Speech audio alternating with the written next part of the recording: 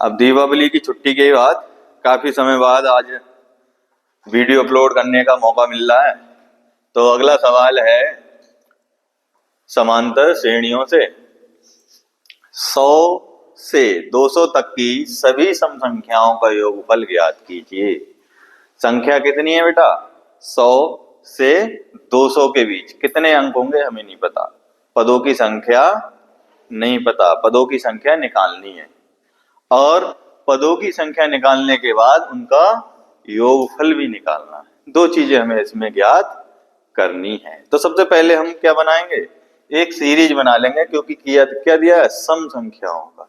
तो 100 से 200 तक की सम संख्याएं, पहले एक छोटी सी सीरीज लिखेंगे। पहली संख्या हो जाएगी 100 क्योंकि 100 से दिया है, दूसरी हो जाएगी 102 क्योंकि सम है, 104 डॉट डॉट डॉट कहां तक जाएगी बेटा? ये 200 तक। ठीक है। अब ये an हो गया या l मान लो, इसको चाहे an मान ले या l मान ले। ये हो गया हमारा 200। अब प्रथम पद हो जाएगा हमारा 100 और सार्वांतर हो जाएगा हमारा 2। तो हम इसमें से n ज्ञात कर लेंगे, फिर इसका दूसरा फॉर्मूला लगाएंगे योग वाला, उससे हम n पदों का योग ज्ञात कर लेंगे। ठीक है, देखेंगे अब। ए प्रथम पद a बराबर कितना दिया हमें? 100।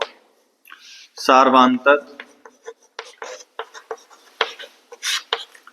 d बराबर कितना दिया? 102 माइनस 100, कितना बचेगा? 2। और an बराबर दिया हमें 200। ठीक है, पदों की संख्या हमें ज्ञात करनी है। पदों की संख्या n बराबर ज्ञात करनी है और n पदों का योग ज्ञात करना है।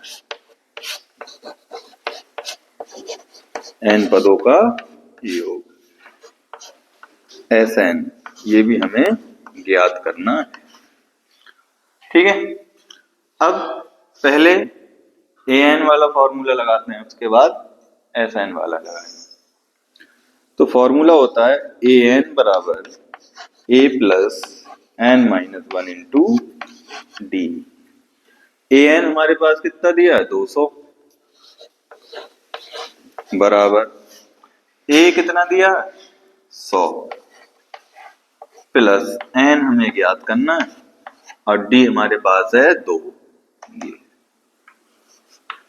ठीक है, 100 इधर ले आओ, कितना बचेगा? 200 में से माइनस हो जाएगा 100, तो 200 माइनस 100 बराबर n माइनस 1 इंटू 2। 200 से 100 घटाया, 100 बचा और n माइनस 1 इंटू 2। ये 200 काटा, यहां से कितना बचा? 50 बराबर n माइनस 1। n इधर 1 इधर आ जाएगा, तो ये हो जाएगा n बराबर 51। मतलब हम कह सकते हैं 100 से 200 के बीच हमारे कितने पद होंगे? बीच नहीं, 100 से 200 तक कितने पद होंगे? 51 पद। अब इन 51 पदों का हमें ज्ञात करना है योग। तो S 51 बराबर, पहले Sn वाला फॉर्मूला, तो n/2 इंटू, अब a प्लस l वाला फॉर्मूला लगा लो या वो वाला लगा लो, 2a plus n minus 1 into D, क्योंकि दोनों उसी फॉर्मूले, ये भी उसी फॉर्मूले से बन के आया है। अब हमारे पास l दिया है 200, तो हम ये वाला बेटर रहेगा हमारे लिए। तो S 51 बराबर 51/2 और a हमारे पास है 100 और l हमारे पास है 200। l या Sn बात एक ही होती है। ठीक है, तो S 51 हो जाएगा 51/2 और ये हो जाएगा 300।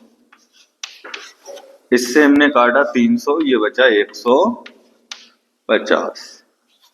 तो S51 बराबर 51 गुणा 150। तो S51 बराबर 0 लगा लिया एक पहले, 15 एकम 15 हासिल 1, 15 पिना 75 और 1 76, 7650।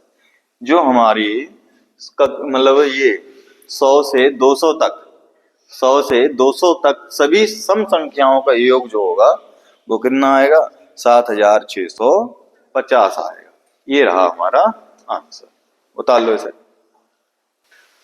अब देखो इस वाले अगला सवाल है, उस समांतर श्रेणी के p पदों का योगफल ज्ञात कीजिए जिसका nवां पद हमें दिया है 3n-1। अब इसका nवां पद तो हमें दिया है, pवां पद हमें ज्ञात करना है, pवां पद फिर योग ज्ञात करना है। ठीक है, तो सबसे पहले इसमें जरूरत पड़ेगी हमें प्रथम पद की, प्रथम पद की जरूरत पड़ेगी। तो सबसे पहले हम निकालेंगे इसका प्रथम पद, फिर निकालेंगे इसका pवां पद। अब pवां पद हमारा क्या हो जाएगा? अंतिम पद हो जाएगा। तो nवां पद या pवां पद अंतिम पद के रूप में लिख लेते हैं उसको। तो सबसे पहले सीरीज बनाएंगे।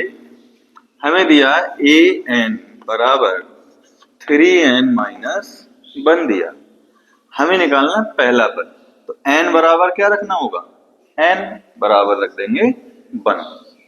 तो n बराबर 1 रखा तो a1 बराबर हो जाएगा 3 × 1 - 1। तो a1 बराबर हो जाएगा 3 × 1 = 3 - 1।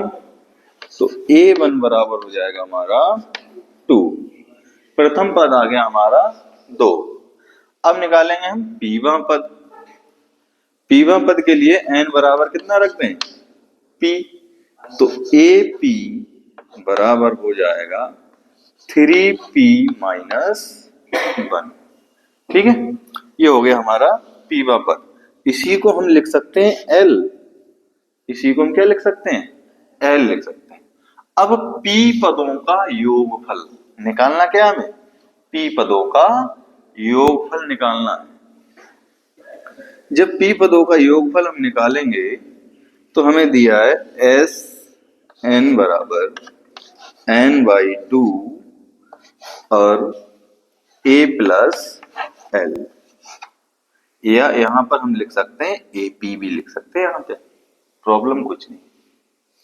तो SP p निकालना है तो n की जगह क्या हो जाएगा? p हो जाएगा। और a की जगह पे हमारा कितना आया?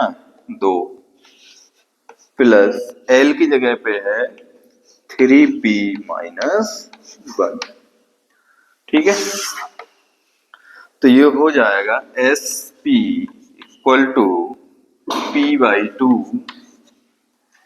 और 3p, ये हो जाएगा 3p और 2 से 1 गया तो प्लस का 1। ये हो जाएगा हमारे p पदों का योग। ठीक है, इसको नोट डाउन कर लो, ये हमारा क्या है? आंसर है। ठीक है,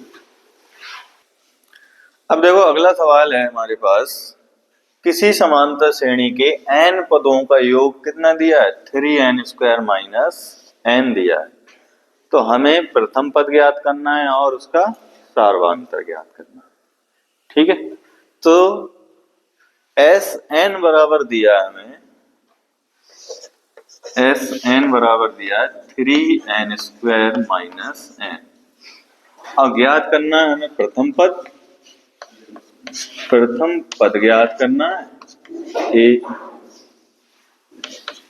और सार्वांतर ज्ञात करना है, सार्वांतर d ज्ञात करना। तो ये ज्ञात करने के लिए हमें पहले क्या बनानी होगी? सीरीज बनानी होगी। सीरीज an वाली, ना कि Sn वाली। Sn वाली सीरीज से हमें पता नहीं चलेगा। लेकिन एक बात है, जो Sn का पहला पद होता है वही an का भी पहला पद होता है।